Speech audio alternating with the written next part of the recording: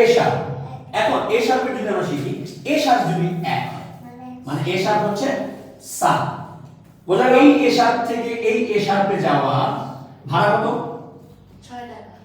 6 টাকা। আমরা এখন 6 টাকা বের করব। তাহলে প্রথমে কোন বলো কিভাবে হবে? Sir good. এটা কোনটা? এটা কোন note?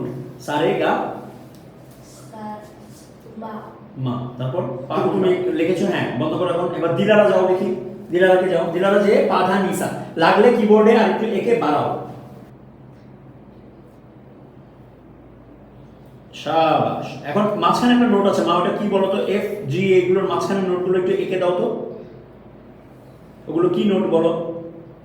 F sir very good. তারপর আমাদের আবার সাটা কোনটা? এ স্যার ভেরি গুড। এটা এ শার্প।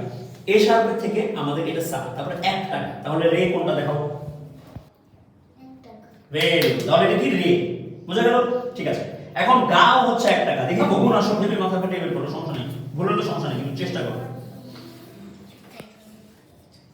1 টাকা হিসাব করো। রে থেকে 1 টাকা, 50 পয়সা 50 পয়সা। দেখো কি কোনটা গা? রে কোনটা? আরে গা কোনটা হবে? এটা দেখো। গুড। যাও। এবার প্রাচুর্য।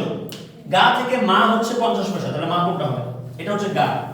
রে পেলাম আমরা, গা পেলাম আমরা। এবার মা বলো কোনটা? Very good. হাতালে সবাই একটা।